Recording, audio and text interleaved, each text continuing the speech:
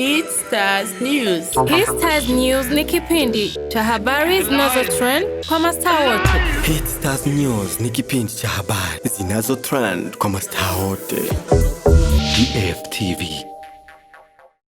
Ndabara mkije nshuti bakunze ibiganiro bica kuri Dftv mukaba muri kumwe na wa mwigeme wanyu Double D Dinye Delicia behind the camera kabari Logic Jamal abandi akora ibikore nkagira ngo amasana mazari ameze neza cyane nkuko mubibona. Then uno munsi rero ngiye guhura n'abasore babiri basanzwe bari aba comedian bakina kandi n'amafilm. Then ciwe sindi nimba batakaye nimba byagenze gute sindi ndiko ndagenda kubarondera kandi ndagerageza kurondera ahantu bari numva amamoto sinzi ko ari bo baje voilà ndababonye ndetse bari ya anye canke sibo Jamal uragerageza undabire ko ari bari ya anye bari ko baraza. I think so, yeah.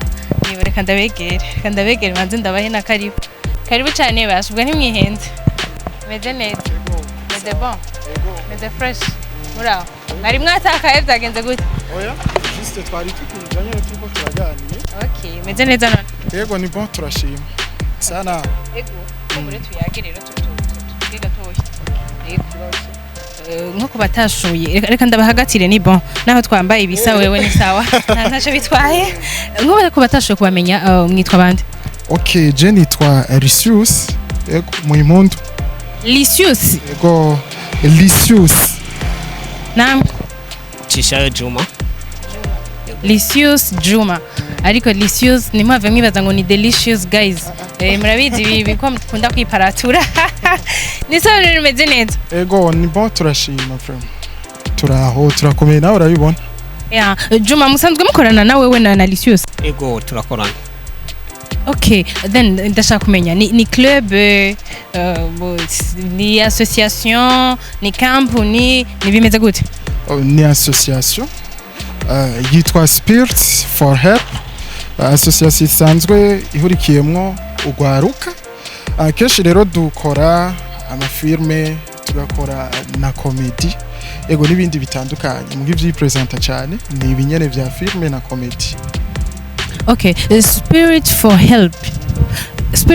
help kubera hari ikintu mufasha Ego ni byinshi cyane kuko nk'ivyo tuba turiko turakora ni inyigisho cyane ku bantu bose kandi ego rero ni spirit kuko ni mpwemu y'ubufasha iyi ni mpwemu iza gufasha abantu baba bariko baradukurikirana. Spirit for help guys nanje ndashaka mufasha iyo mpwemu yanyu imfashe kuba Double D abushitse Ding Delicia nkuko mubibona singumenje imbere ya kamera gusa ahubwo ndashaka no yuko nca no kuri Trace cena handi ibintu nk'ibyo sivyo. Okay mu bisanzwe uko dusanzwe dufasha turafasha abantu kubahanura biciye mu byo dukora tukabahanura biciye muri message dutanga uko twakubwiye ko dusanzwe dukora film tugakora na comedy. Rero iyo tubikora tuba dufise message tugomba gutanga mu bantu rero urumva nawe urashobora gufashwa ukurikiranye ibikorwa tuba dukora ukaronkamwe nawe nyigisho kumbure ngira ngo ukabona bimwe nyene bigirana turashobora gutusha nyene kuri za ngeso comportement usanga rero turazitushijeko hama kagira aho wihanuye nawe umva ni guhanura mana je nange sombe mfise kiretse zo mwe muzi nashaka mbaze ikintu ni zihe message mukunze gutanga iyo muri ko murakina? Message dutanga ni turatanga message mu kibano tugatanga message no ku bantu basenga cyane ariko abantu benshi ntibari bamenyereye kino kintu cyo kuvuga ngo ariko arakina film ameme tanga kina comedy just kugira ngo hagire Urwaruka canke abandi bantu bashobora kwihanura biciye muri ivyo bikino. Okay urumva yo tuba turiko turakora filme canke comedy ni points zibiri zitandukanye ko filme turayikina tugakora ku buzima bw'abantu butandukanye kujya nabikubwiye ingeso zitandukanye z'abantu tukagira nyene ivyo twigisha yaba mu kibano canke mu bantu nyene ubwabo. Hama comedy nazo turakora comedy nyene abantu gasanga y'abantu usanga baba barababaye sivyo kutwenga ari kibazo rero comedy tugiye muri yo departement tukagerageza gutwenza abantu ariko kenshi comedy dukora ni comedy ishobora no kugutwenza ariko ifise n'icigisha indani muri yo, ishobora kugutwenza ifise message mugabo ikuzaniye. Kenshi ntidukunda gukora bimwe bitwenza abantu gusa ata message musigiye. Kenshi rero tubikora uko kugira ngo ubone ikintu cyacu wese abone na message tugombye gutanga, kuko sino ntitworyohera abantu gusa atakintu bashobora kubikuramo. Okay, bon nisunze iki kugira ngo mushobore gucreate ikintu kizotuma naho benshi bagira, kubera hari abantu benshi bakina ama comedy just for fun kugira batwenza abantu. Mwebwe mwisunze iki kugira ngo mushobore kugira comedy ishobora kubatwenza en même temps iri kirabigisha? Cyambere na mbere nuko byari biturimo hama kugira ngo dushobore kwisunga comedy zitwenza abantu kandi zikabigisha, nuko ari ibintu biba bidusanzwemo. Ni ibintu biba bisanzwe mu bantu babikora kandi ugaca usanga ntibabizi cyangwa bakavyibagira. Niyo mpamvu rero usanga turiko turabikora bibuke ibibarimo bongere kandi bibatwenze. Yego. Dr. Mbe iyo bon hari indani muri company iwanyu, muri association iwanyu mukina muri abahungu gusa canke harimo n'abigeme? Oya ntidukira turabahungu gusa, turacyanze harimwo imigwi yose, harimwo abakobwa, abapapa, ego n'aba mama, twese abajene n'abakuze bose barimo. Ariko kenshi baravuga ati mbere yuko ugira message uhaye urundi rwaruka kumbure rukurikirana ivyo ukora, birasaba yuko nawe umanza ukiha akarorero canke mukaba akarorero ku bandi. Eske mu mugwi musanzwe murimwo byo bavyifashe gute canke ni mutwigisha namwe ivyo mudakora bimeze gute? Okay, nukuvuga iyo ugomba utange message, nukuvuga utanga message wenyene uzi iyi message igiye gufasha abantu, kandi ni nkuko udashobora gutanga message nawe wenyene utayihaye kwanza. Nuko twebwe iwacu indani hagati yacu tubanza kuba twiyigisha ico kintu, nimba ari ndero nziza tugiye gutanga ku bantu tukabanza tukagira twebwe kwanza, hama tukaja kwigisha n'abandi rero. Okay, muvuze ati rero bon muravuze yuko umva mwihera ko mwebwe actually hanyuma mugaca bavuga ati ko twihereye ko reka twigisha n'abandi, sivyo? None mugerageje kuraba ku bikorwa byanyu ivyo maze gukora canke ama message menshi maze gutanga, ni nakahe karusho maze kubikora canke ni gute mubona ugaruka gwakiriye bijya bikorwa byanyu? Mbo ibikorwa iyo turiko turabikora kenshi nkiyo tubirekuye tukabishira habona, kenshi turaronka n'ama message azagirane azatubwira kubavyakiriye, ugasanga hari abantu baba bariko baratwandikira batubwira canke no wababwiye ko nanje mezuku canke urumva, ugaca usanga rero turiko turabona ko za message turiko turatanga hari abantu ziriko zirashikira kandi ugasanga turiko turatusha ku mitima ya bamwe bamwe. Ivyo rero biratwereka yuko tuba twagize ntituba twashitse aho tuba turiko turifuza gushika neza. Kuva mwagakoreye ni zihe challenge umaze guhura nazo uvuga ati mana yanje ikintu n'ukuri twaragikoze mugabo caratuzaniye ama challenge mabi, umva ama challenge ari negative? Okay, nta gihe kirekire giheze dukora canke kigiziki hamwe tuvuga yuko haba hariho challenge mbi tuba tumaze kubona, gusa nuko ivyo dukora kenshi nk'ivyo tuba twanditse inyishu nziza nuko batubwira yuko ari ikintu kandi cyama cabaye kandi kiriho muri societe. Ego nta bibi turumva batubwira. Okay, none kubera birashika nko muri ko murakina mugasanga muri ko mukinira mu mazu y'abandi bantu, sivyo? Cyangwa ugasanga muri ko muri ko muragenda gusaba ubufasha bw'abantu kanaka, biramaze gushika nk'ubu mwagiye nko gukinira mu nzu y'umuntu mukagenda mumenye nk'ikintu canke ugasanga hariyo nk'ikintu cononekaye?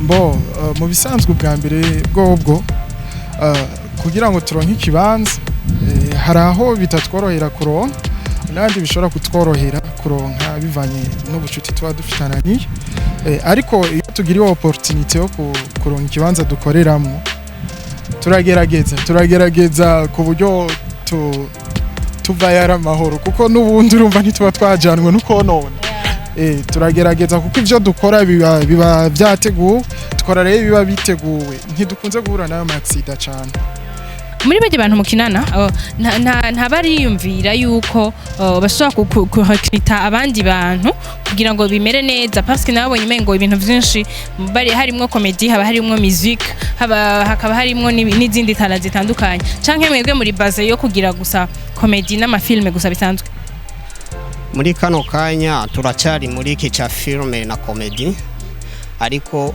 nka objectif ya association yacu nuko tutazoguma muri comedy film tuzokwagura ibikorwa bitandukanye ego ni na ma dance kuririmba byose bizobamo ego nakaye ka message mwoshikiriza kumbura urwaruka kurukirana kino kiganiro Histers News bashikirizwa nanje Ding Delicia kuri Dftv kumbura nagiriwe bakwe ryo guhura namwe hariho byinshi kumbura mwamwifuza kubashikiriza nka message mbwa mutashikiriza bivanye nuko comedy sinzi ni yihe message mwabashikiriza muri no mwanya bo icambere coco nuko ubwambere twobatera kwanza kam bakaja kuri channel yacu ya YouTube page yacu ya Facebook kuri izo mbuga turakunze gushiraho ibikorwa byacu byinshi turashobora kubibabwira ariko bahishikiye byinshi nk'impanuro bahasanga zirashobora kubafasha so ushobora kwandika spirit for help hama page ya Facebook ukandika ko SFH abiba byoroshe ya spirit for help biba byoroshe ukuntu uca tubona hanyuma nk'impanuro nazo mu bisanzwe duhanura muri byinshi dutanga message zitandukanye umwe wese arashobora kubona ivyiwe ahagiye kuko urumva turazipartage ari nyinshi ego ahubwo numvise umengo nobabaza kano kantu kubera rero abantu benshi bashaka kuvuga ngo unyije nka bibi wanje prime uruka mugiye ngo genda wandike ngo spirit for help nukuri kwa Mungu akaba yogenda vyanditse none ni kubera iki mwibajije mu gukoresha ako kajambo k'icongereza mutari basi kugira nkemu y'ugufasha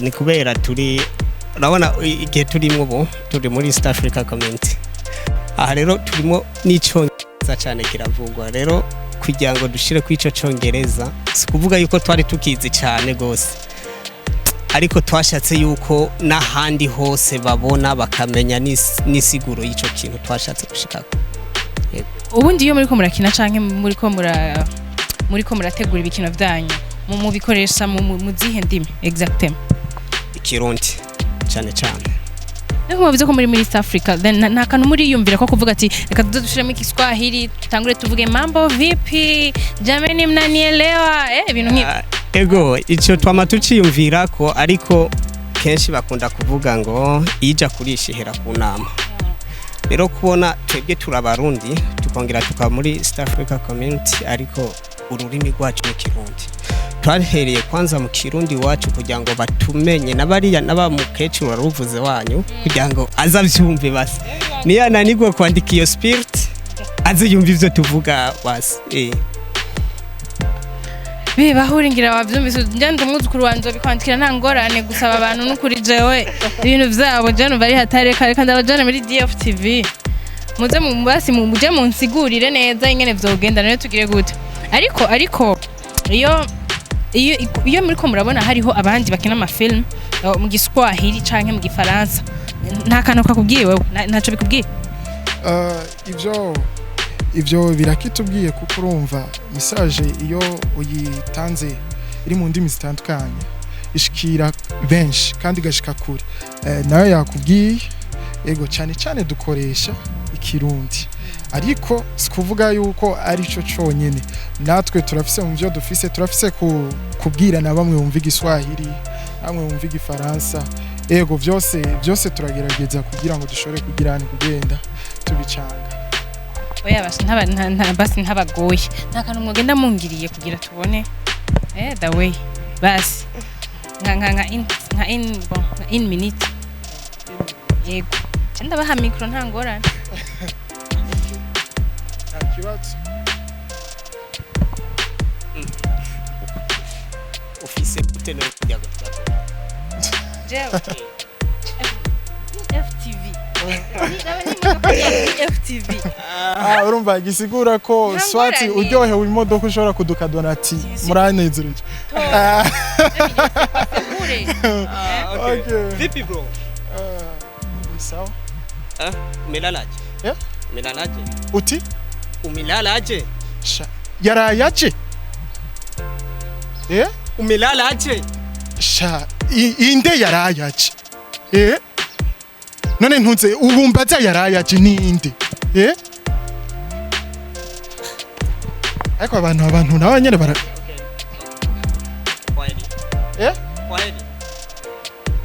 Muka abantu barabura n'ivyo bafyinisha. Wowe mbaze ngo yarayaje. Uwo muntu nta uba ngaha. Uraraba ubarize hiyo. Je ntawe nzi nukuri. Nta uba ngaha uraraba ubarize hiyo.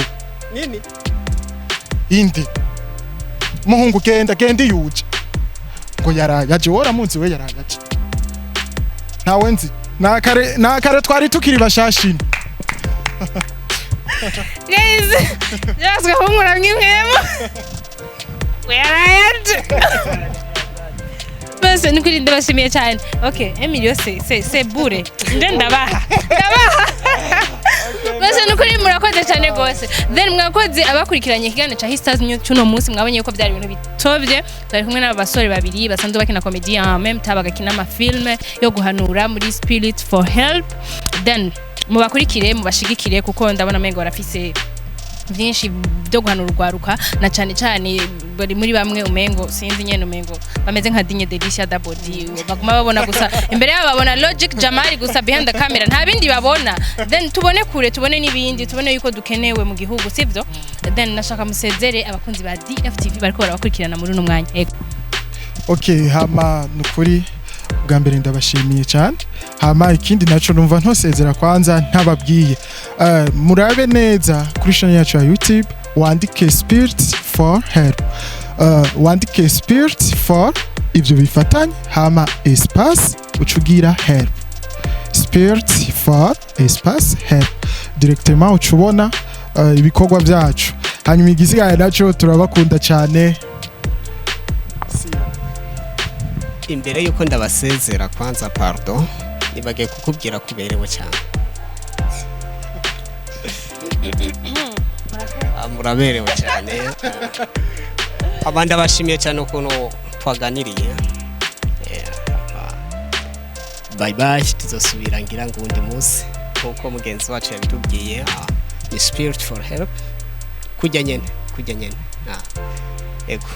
Murakoze cyane mwese mutarakora subscribe just do it right now cause ni ibintu bimeze neza cyane ko ushize commentaire yawe turashobora kumenya ati no basore batovye sano no munsi tukamenye ko na Logic Jamal amasanamu yaratesa nkuko vyama mukamenye ko na Double D yavyifashemwe neza mushire ko commentaire tubibone then mu liking share nabandi.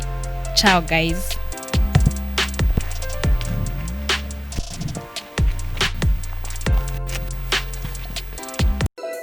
Stars News. Stars News ni kipindi cha habari zinazo trend kwa mastaa wote. Stars News ni kipindi cha habari zinazo trend kwa mastaa wote. DFTV.